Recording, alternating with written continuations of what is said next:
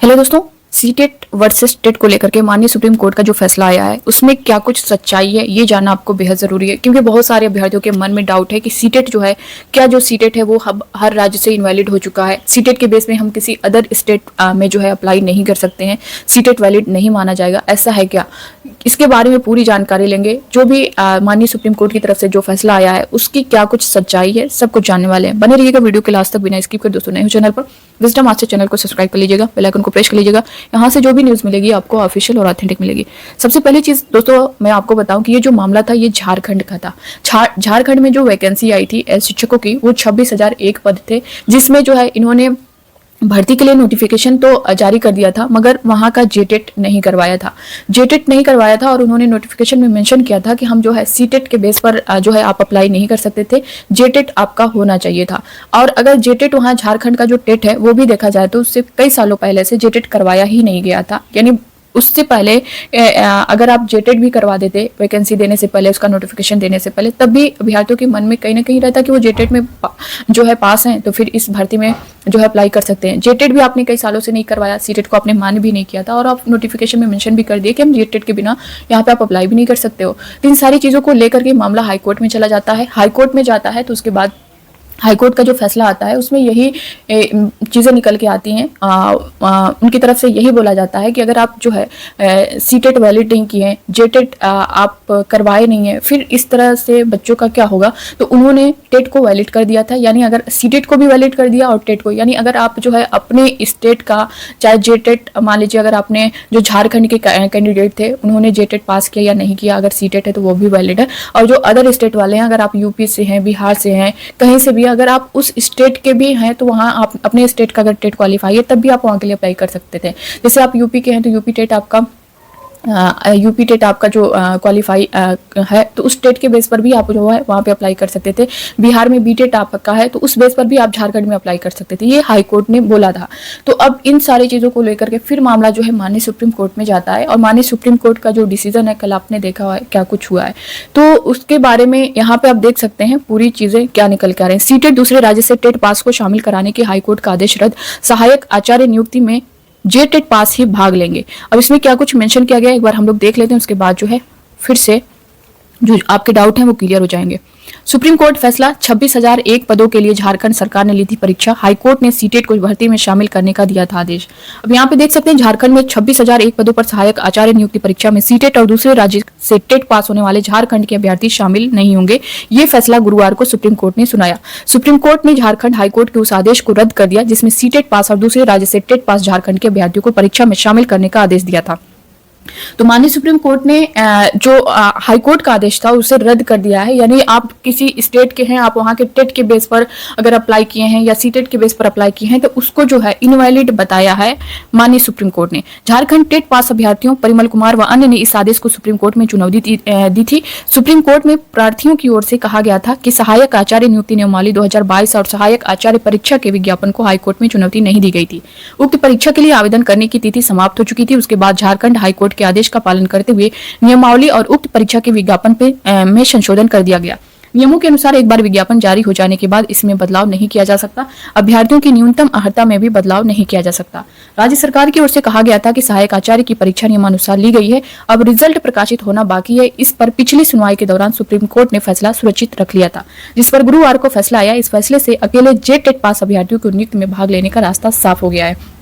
यानी जो माननीय सुप्रीम कोर्ट का फैसला आया है उसमें उन्होंने जेटेट को जो है वरीयता दी है, सीटेट को इनवैलिड कर दिया है। अब इसके बारे में भी पूरी सच्चाई जानेंगे, फिलहाल इसको पूरा पढ़ लेते हैं। 12 जून व 23 जून 2024 से शुरू हुई थी परीक्षा। बता दें कि झारखंड राज्य कर्मचारी चयन आयोग JSSC ने 26,001 पदों पर नियुक्ति के लिए परीक्षा ली थी। इंटर प्रशिक्षित सहायक आचार्य पद के लिए 12 जून 2024 से और स्नातक प्रशिक्षित सहायक आचार्य के लिए 23 जून से परीक्षाएं शुरू हुई।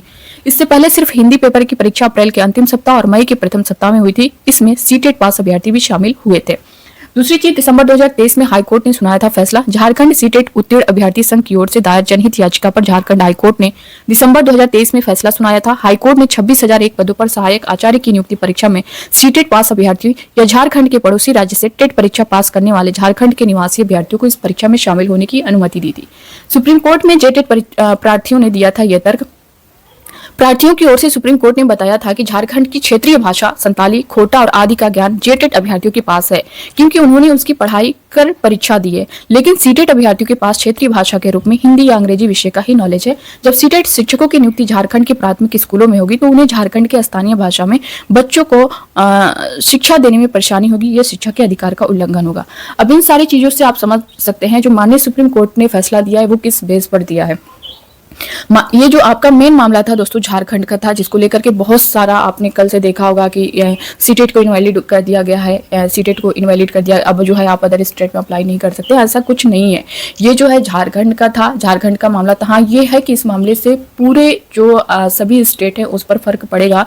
और ये ऐसा नहीं है कि फर्स्ट टाइम आपको देखने को मिला है, इससे पहले भी जो है जो फैसला आया था उसमें यही था कि अगर स्टेट गवर्नमेंट चाहे तो वो अपने उनके ऊपर है कि वो सीटेट को वैलिड करे या नहीं वैलिड करे।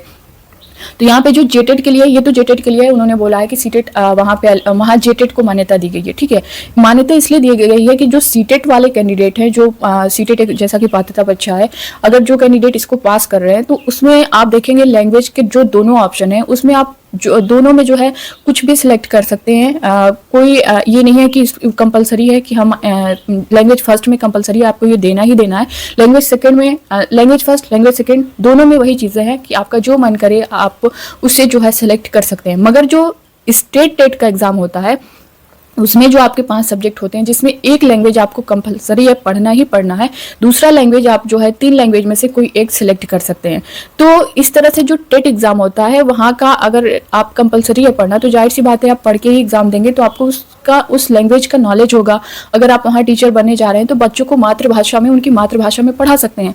वरना आप सीटेट के बेस पे आप इंग्लिश मान लीजिए पढ़ के जा रहे हैं या किसी दूसरे स्टेट से हैं, आपको वहाँ की लैंग्वेज नहीं आ रही है, तो फिर वो चीज़ें बच्चों को जो है प्रभावित करेंगी, उनकी पढ़ाई को प्रभावित करेंगी। तो इन सारी चीज़ों को लेकर ही माननीय सुप्रीम कोर्ट ने ये फैसला दिया है। जैसे आप यूपी में ही देखेंगे तो यूपी टेट जो होता है इसमें आप हिंदी देखेंगे तो ये हिंदी कंपलसरी है लैंग्वेज फर्स्ट में, लैंग्वेज सेकंड में अगर हिंदी में को आपको पढ़ना ही पढ़ना है, लैंग्वेज सेकंड में अगर आप देखेंगे तो संस्कृत है, इंग्लिश है, उर्दू है, इन तीनों में से आप कोई एक सिलेक्ट कर सकते हैं। और इसी तरह जहाँ का भी टेट होता है वही हाल होता है, चाहे वो बिहार हो, झारखंड हो, एक सब्जेक्ट कंपलसरी होता ही होता है कि एक जो फर्स्ट वाला लैंग्वेज है। तो इसीलिए इन्हीं सारी चीजों को देख करके ये जो है माननीय सुप्रीम कोर्ट का फैसला आया है। ये सभी स्टेट के लिए नहीं है, सभी स्टेट के लिए उन्होंने बोला है कि अगर जो है आप कोई भर्ती देने जा रहे हैं तो उससे पहले आप लोग टेट करवाएं। कंपलसरी बताया गया है कि वहाँ का टेट करवाना जरूरी है। अगर आप नहीं करवा रहे हैं तो फिर सीटेट को तो वैलिड करना ही पड़ेगा। और अगर ये चीजें पहले भी अगर आप देखेंगे कि राजस्थान में जो है यहाँ पर भी सीटेट वैलिड नहीं है, वहाँ का आप अगर टेट एग्जाम दे रहे हैं तो वहाँ पे फिर आप उस भर्ती में बैठ सकते हैं। मध्य प्रदेश में अगर आप देखेंगे तो मध्य प्रदेश में कोई वैकेंसी आ रही है तो आप अदर स्टेट के सीटेट के बेस पे अप्लाई नहीं कर सकते, वहाँ का एमपी टेट आपको क्वालिफाई होना ही चाहिए तब आप अप्लाई कर पाएंगे। तो यही सारी चीजें पहले भी हैं। और जो बिहार को मेन जो कैंडिडेट परेशान है, जो बिहार का TRE 4 होने जा रहा है उसको लेकर के ज्यादा परेशान है। तो देखिए TRE 4 अगर होगा तो जैसा कि आप TRE 1 में भी देखे होंगे, 2 में भी देखे होंगे, 3 में भी देखे होंगे, इन्होंने बीटेट कई सालों से नहीं करवाया। जब इन्होंने बीटेट नहीं करवाया तो इन्होंने सीटेट के बेस पर जो है सभी कैंडिडेट को लिया है, सीटेट को वैलिड माना है। तो TRE 4 का जो आपका है एग्जाम जो होगा वो इस वहाँ के स्टेट जो गवर्नमेंट है उन पर डिपेंड करता है कि वो सीटेट के बेस पर लेते हैं या जो है बीटेट के बेस पर लेते हैं। अगर सीटेट के बेस पर लेंगे तो TRE 1, 2, 3 में उन्होंने लिया ही, अब पूरा चांस है कि TRE 4 में भी लेंगे। इन केस अगर वो सीटेट को वहाँ इनवैलिड करते हैं तो बीटेट के बेस पर लेंगे तो आपको ये परेशान होने की जरूरत नहीं है कि बीटेट नहीं होगा। बीटेट करवाने के बाद ही TRE 4 लिया जाएगा, क्योंकि ये माननीय सुप्रीम कोर्ट ने जो है बोला है कि अगर आप कोई वैकेंसी दे रहे हैं, सीटेट नहीं है तो आप वहाँ का टेट आपको करवाना होगा। तो TRE 4 को लेकर के आप लोग परेशान ना रहें, पूरा चांस है, क्योंकि ये पहले भी चीजें थी कि स्टेट गवर्नमेंट चाहे तो उसको वैलिड, सीटेट को वैलिड नॉट वैलिड कर सकती है, वो उनके ऊपर है। तो जो बिहार की गवर्नमेंट है उन्होंने सीटेट को वैलिड कर रखा है। अगर आप यूपी में देखेंगे तो यूपी में भी सीटेट वैलिड है। बहुत से ऐसे स्टेट हैं जहाँ पर सीटेट वैलिड है, कुछ ही ऐसे स्टेट है जहाँ पर सीटेट को नॉट इनवैलिड बताया गया, जैसा कि मैंने बताया राजस्थान में, मध्य प्रदेश में, वहाँ का टेट क्वालिफाई होना चाहिए। तो इसको लेकर के आपको बहुत ज्यादा परेशान होने की जरूरत नहीं है। जहाँ भी जिस स्टेट में भी कोई वैकेंसी आएगी, अगर वो वहाँ का टेट नहीं करवाएंगे तो सीटेट को वैलिड उनको करना ही पड़ेगा। अगर वो सीटेट को वैलिड नहीं करेंगे तो फिर वहाँ का बीटेट करवाने के बाद ही, वहाँ का टेट करवाने के बाद ही उनको जो है वैकेंसी का नोटिफिकेशन देना होगा। तो ये था दोस्तों, आई होप कि आपकी सारी चीज़ें जो इससे रिलेटेड थी, सीटेट से, टेट से रिलेटेड, आई होप की क्लियर हुई होंगी। बाकी अब इससे रिलेटेड आपके मन में कोई डाउट होगा तो आप लोग कमेंट बॉक्स में कमेंट करके जरूर बताइएगा। मिलते हैं नेक्स्ट अपडेट के साथ, तब तक के लिए bye bye, take care, thank you.